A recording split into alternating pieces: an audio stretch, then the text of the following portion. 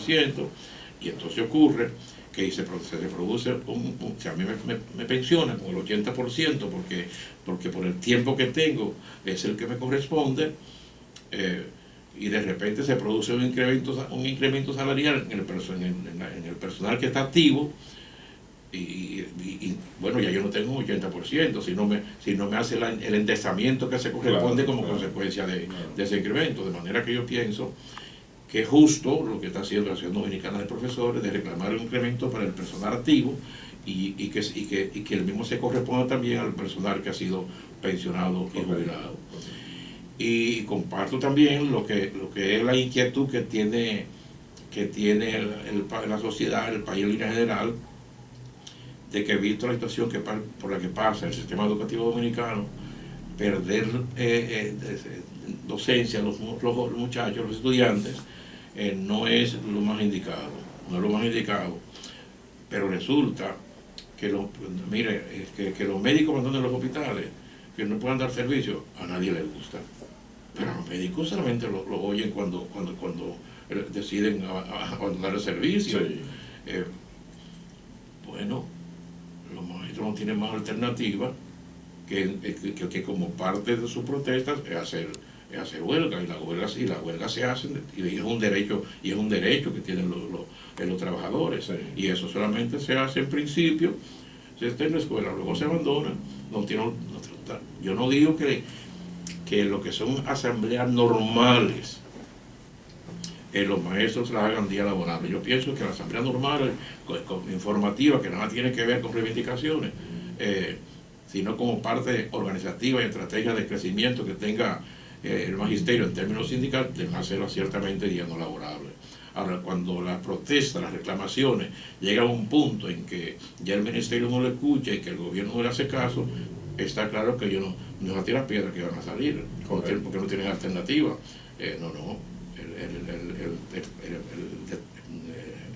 No será docencia, el abandono de las escuelas es parte de esa lucha. Y en este momento yo pienso que el gobierno, que es muy complaciente para muchas cosas, debe indicar que los maestros están haciendo reclamos justos, correcto, adecuado y en el marco de la ley. Hay 3 puntos ahí que van relacionados con el tema de la educación. Viendo, por ejemplo, desde el año 2003 la promulgación de la ley 136-03 de protección de niños, niñas y adolescentes, y hablar de antes y después de esa ley, el comportamiento de los estudiantes ante conocer el alcance de la ley con relación a la conducta y la disciplina, a lo interno del salón de clase, y ver al maestro enfrentarse a veces hasta desafíos personales del estudiante, a una inconducta, no ha provocado que el maestro de hoy día baje la guardia y cumpla solamente con hacer un trabajo y esperar que llegue el fin de mes para ganar el dinerito, para no meterse en problemas, porque ya el más pequeño de los niños le dice: te voy a demandar, no me hagas así, no me toques, no me diga como anteriormente que le alaban una orejita o le tiraban la tiza, etcétera, etcétera. No está el maestro como encarcelado automáticamente con esta ley. Mira, tú sabes que yo soy de lo que pienso, que las normativas legales tienen que estar íntimamente relacionadas con el nivel de desarrollo que tiene el país. O sea, la ley que es positiva y útil en España, en Europa, por ejemplo, o la que es en los Estados Unidos, no necesariamente la que es útil en Centroamérica, en el Caribe y aquí en la República Dominicana. Y yo pienso que justamente esa ley que en gran medida le quita autoridad a los padres, en gran medida, porque no se legisla para la minoría, se legisla para la mayoría. Uh-huh. Y yo estoy convencido que el 95% de los padres son dedicados y amorosos, protectores y amorosos, el 95% de los padres.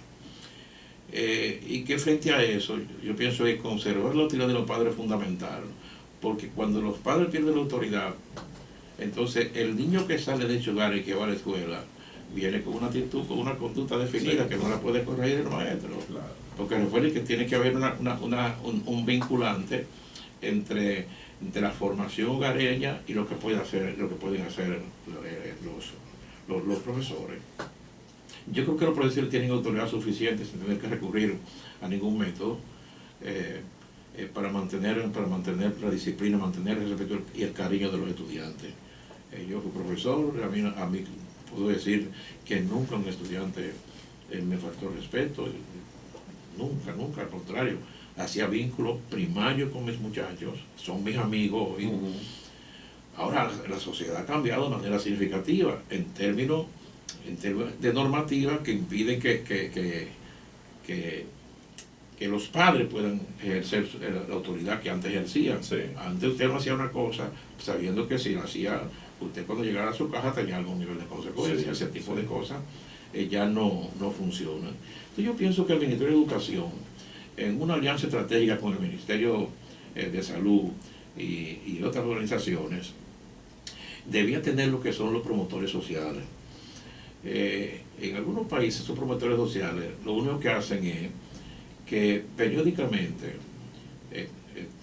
lógicamente con un esquema muy definido, le asignan, por ejemplo, a un profesional de la educación, a un psicólogo, a una enfermera, a un médico, esa gente que por su profesión conocen la conducta humana, le asignan en determinado sector y mantienen un control, una información acabada de cómo están los diferentes hogares en una demarcación determinada. Porque, entonces, cuando tienen esa información, el ministerio que le corresponde actuar en función de la realidad que vive ese hogar, sirve mucho primero para que el gobierno esté informado de cómo vive la gente. O sea, tú no puedes, por ejemplo, esperar que la conducta que sigue un estudiante en donde hay un hogar fallido, y el hogar fallido la gente piensa que está determinado porque hay conflicto entre el padre y la madre. No, esa es una. Pero cuando el padre tiene que salir para el conuco y la madre tiene que salir a trabajar en una casa de familia, ¿con quién se quedan los chicos?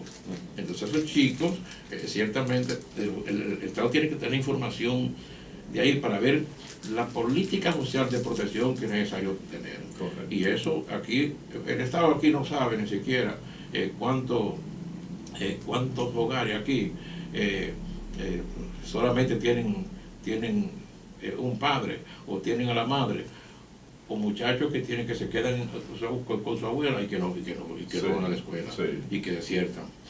Eso trae como consecuencia la falta de protección y la falta de cariño, que los muchachos los adolescentes encuentren lo que no encuentran en su hogar, lo encuentran en las pandillas. Y entonces el pandillero se convierte en el líder, no es el padre ni el maestro que se convierte en el líder.